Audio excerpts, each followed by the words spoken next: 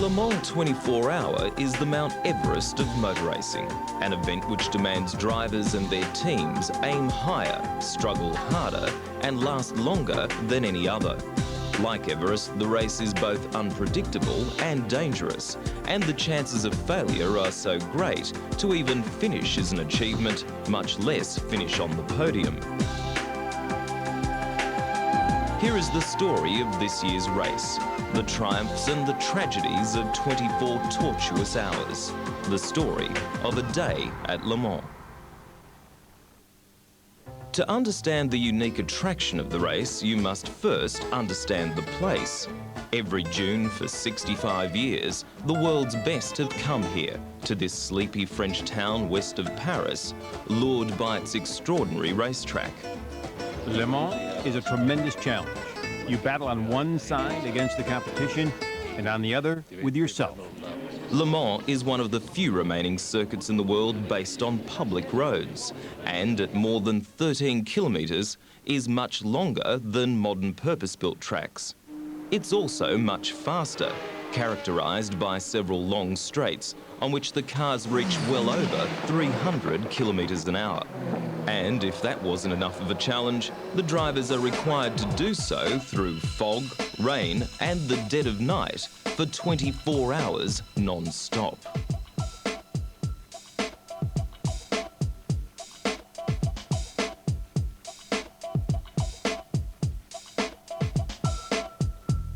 Well, look, it's a very, very long day. I mean, you get up quite early on the Saturday morning, you have a warm-up at 11 o'clock, the race starts at 4 o'clock and it goes right through to 4 o'clock on the Sunday afternoon. So you're really almost awake for 2 days. And, you know, I mean, I know at the end of Bathurst I'm buggered, so certainly it'll be a bit of a test. Taking the test this year were 52 of the fastest sports cars on Earth, ranging from modified road cars through to specialised prototypes. In terms of numbers and public interest, the biggest category was the production-based GT1 cars, led by the mighty factory teams of Porsche, McLaren BMW and Nissan. For the first time ever, BMW had come to Le Mans with a full factory team. Its not-so-secret weapon, a longer and leaner version of the McLaren F1. The factory-run cars had dominated the early rounds of the International GT Championship and looked a good chance to do the same at Le Mans. It's not a new motor car, and it's still based on the original road car that we raced in '95 and won with in '95. But the biggest changes are the bodywork. We have a variation on the road car body with a longer tail and a longer nose. And the reason for that is the aerodynamic advantage.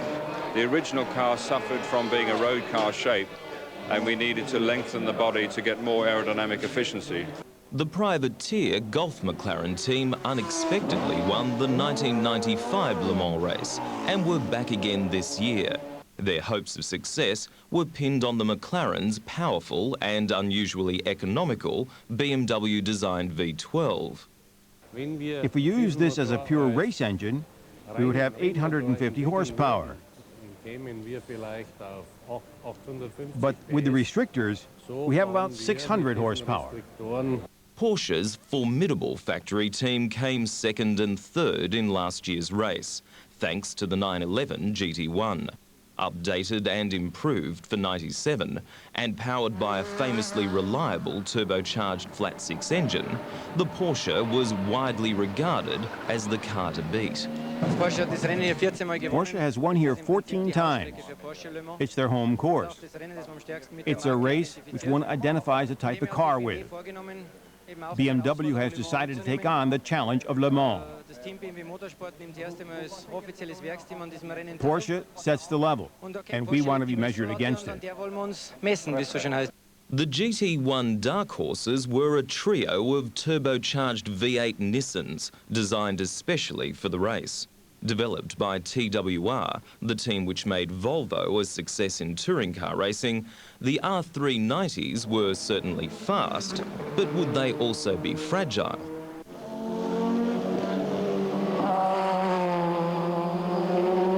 Up against the big three were several smaller manufacturers, including a pair of British Lister Storms.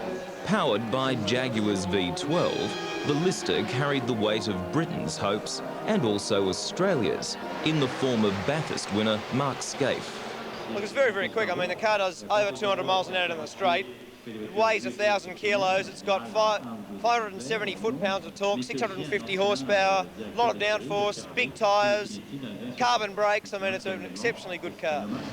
Even quicker were the sports prototypes, out-and-out race cars uncompromised by production requirements.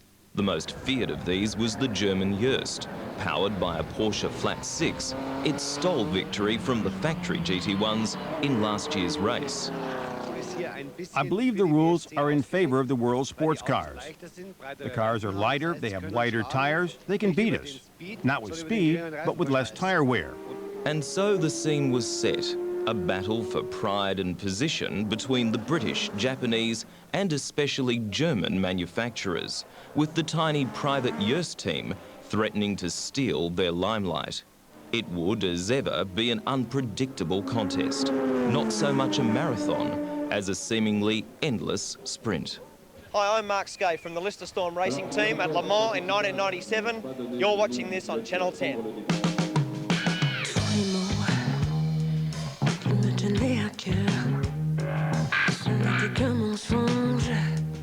Jusqu'à la dernière heure. Maintenant je suis perdu. L'amour s'est envolé. Sans une seule voie à suivre. Égaré à jamais. Aimez-moi comme avant. A 250,000 people come to view an event that's part spectacle, part carnival. This year, the practice sessions were as keenly followed as the race itself. With 52 cars and only 48 grid positions, the first challenge was to qualify.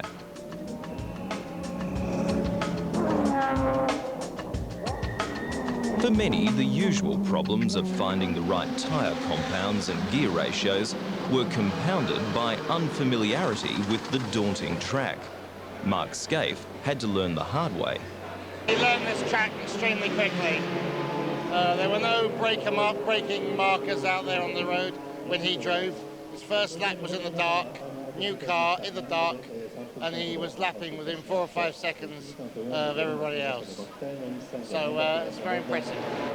Scaife's co-driver, Julian Bailey, went on to qualify the car a modest 25th on the grid, 2 places ahead of the team's second Lister. But Lister weren't the only ones having problems in practice. Trying hard for a fast time, Eric Hellery damaged one of the works BMWs.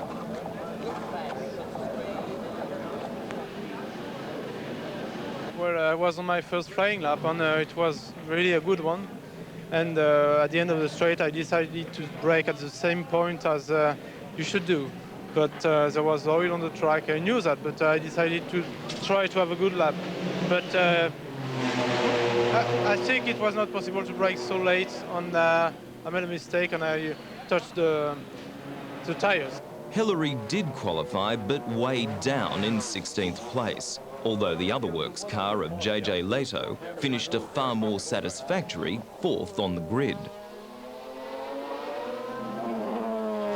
Just ahead of him were the fastest of the 3 Nissans, driven by Eric van der Poel, and just ahead of him, the fastest of the Porsches, led by Thierry Boutsen. But fastest of all, and by a fair margin, was the prototype of the Joest team, driven by Michele Alboreto. The defending champions were setting a demanding pace, and most predicted average race times would be 2 to 3 seconds a lap quicker than last year. It's a certainty that you can only win when you have no problems. Just add gas and change tires. These are the only times you should be in the pits. Otherwise, it just has to keep on rolling.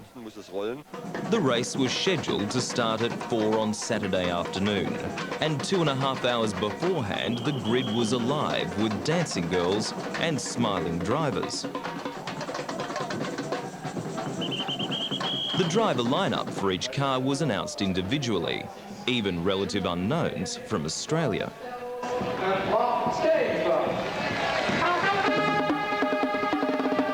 As As ever, the event attracted enormous interest from media around the world.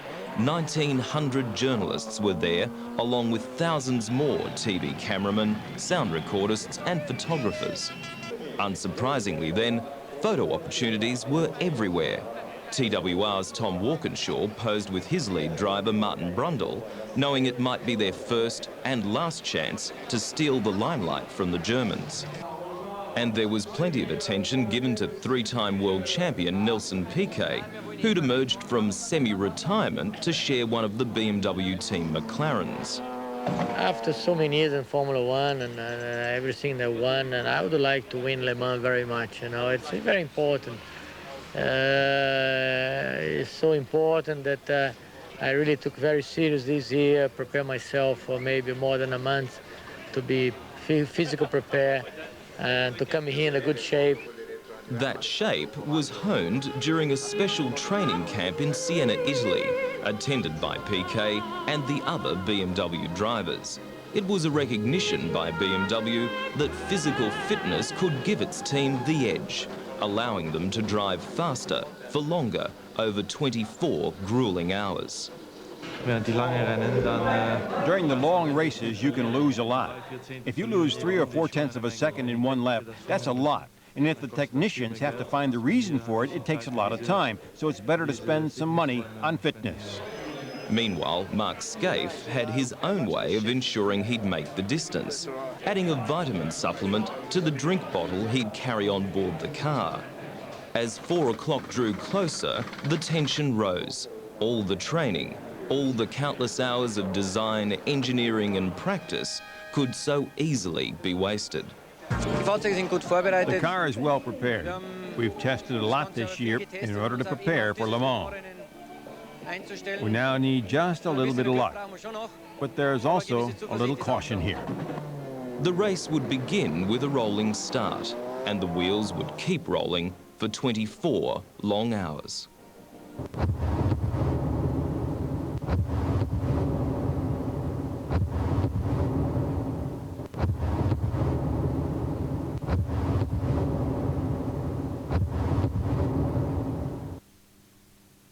Jean-Claude Van Damme. In this year's Le Mans 24-hour, you could be forgiven for thinking this was a sprint race rather than a marathon. With seemingly little regard for preserving their machinery, the top drivers engaged in a fierce battle for supremacy during the opening laps. The pole-sitting Yost prototype of Michele Alboreto diced with the Porsche of Bob Wallach and Eric van der Poel's Nissan. This is what the fans came to see, an evenly matched battle of very different cars. Wallach eventually had to let Alboreto into the lead, but only because the Frenchman was slowed by a strange problem. Well, as you see, it was easy to take the lead. Then I lost it because my seat moved from my position into Hans Stuck's position. It was not put in properly. And it was pretty difficult to drive because I'm quite small and Stuck is quite tall. Meanwhile, Mark Scaife was nervously preparing for his first stint in the Lister.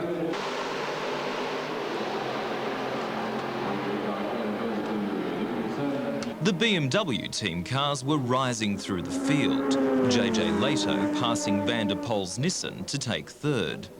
While they couldn't match the factory Porsches for outright speed, they were moving into contention thanks to superior fuel consumption, which allowed the cars to stay out an extra lap between stops.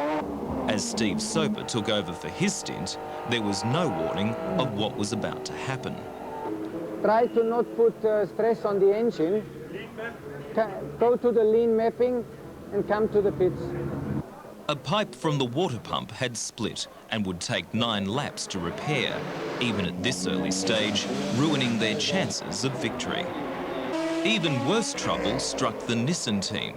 In only the second hour, with their cars in 4th and 6th positions, they suffered the first of a rash of gearbox problems. Our car had held up, but the clutch started to slip. This is the part that shouldn't go bad. We get it from a supplier. It's a stupid thing when you fall out because of something like that. Then overheating began to cause the solder holding the gearboxes together to melt, with disastrous results. At one stage, all three cars were line astern in the pits, leaving team boss Tom Walkinshaw looking on in despair. Down the field, the hot pace was also taking its toll. On the first lap of his stint in the second lister, the experienced George Fouché lost the car, crawling back to the pits with bodywork trailing. Let's get the wheels off of that. George just lost the car and backed it into the wall. And it's just knocked the rear wing off, but it's knocked the exhaust off of the engine, so it can't be repaired. The troubles had, meanwhile, allowed the factory Porsches to take a commanding lead. In a convincing demonstration of formation flying, the GT1s were running only seconds apart at the head of the field. It's a formation race at the moment. First and second, not second and first. It depends on the stints, it depends on the fuel stops.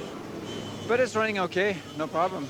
It seemed the only car able to keep them in sight was the Joest prototype, here lapping one of the trouble-plagued Nissans. Rising to fourth was the Golf McLaren of Pierre-Henri Raffinel, who was using the BMW's excellent fuel consumption to make up for a poor start. It's quite impressive because we start on the grid 25th.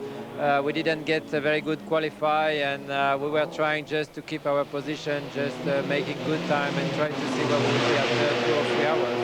And we were expecting to be in the top 10. We are a little bit in advance on our plan. Meanwhile, the Works BMW of Eric Hellery had risen to an impressive 5th place. He'd also been playing catch-up ever since his crash in practice relegated the car to a lowly grid position. There'd been no playing catch-up, however, for the Lister team. Mark Scaife was forced to retire with a gearbox problem. As night fell, the list of casualties lengthened. The first signs of driver exhaustion and dwindling light combining to create some hair-raising moments. Bob Wallach's Porsche was lucky to avoid this spin by one of the McLarens. Then a Dodge Viper, driven by Frenchman Sohail Ayari, came to grief against a wall with spectacular results. The incident was a sobering reminder of the problems the gathering gloom presented for the drivers. In these conditions, the experience of the great champions would prove invaluable. Already, the predictions that Porsche would be the team to beat had proven true. But as they headed into the blackness, there was no telling whether they would still be leading when the light returned.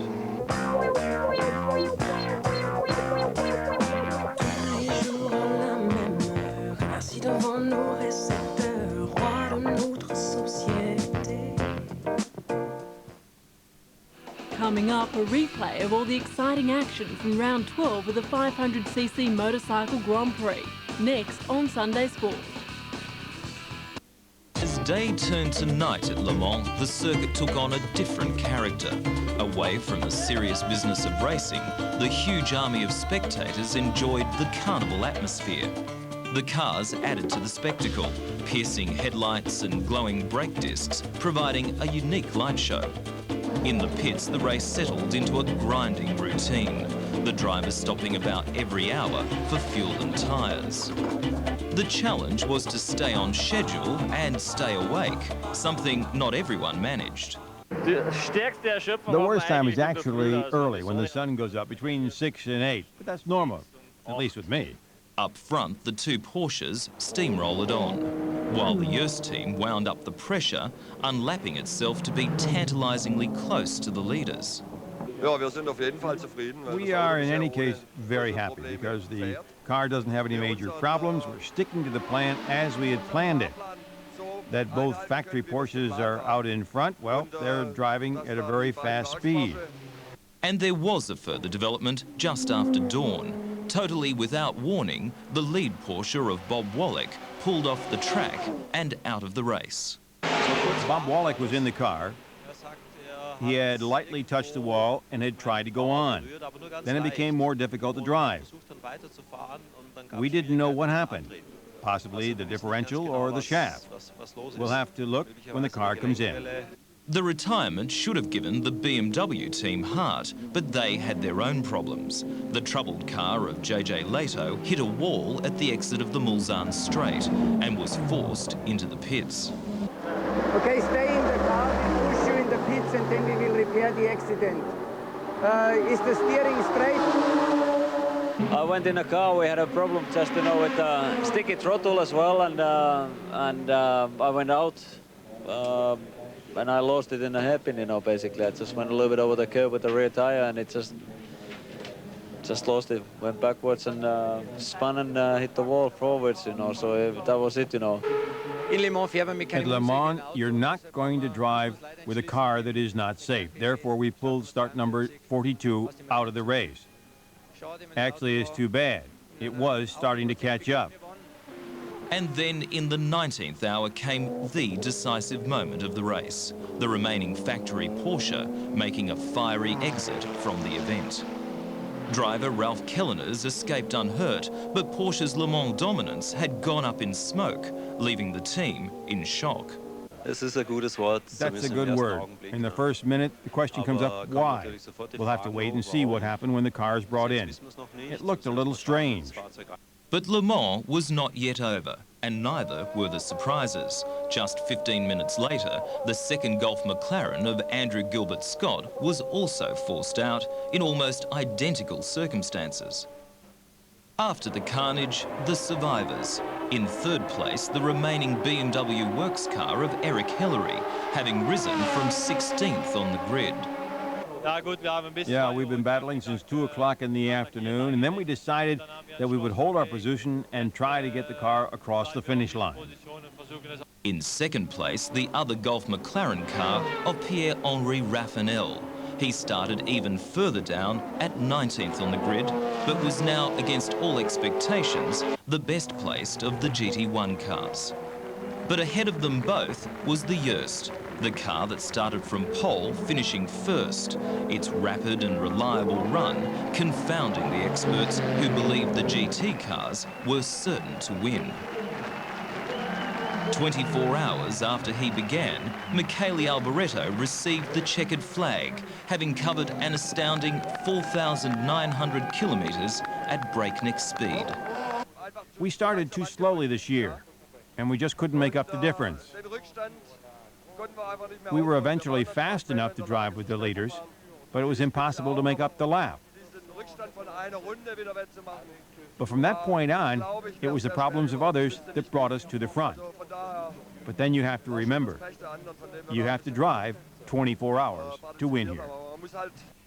24 long and eventful hours, which once again showed why this race is regarded as one of motorsport's greatest challenges. Another 24 hours in a day at Le Mans.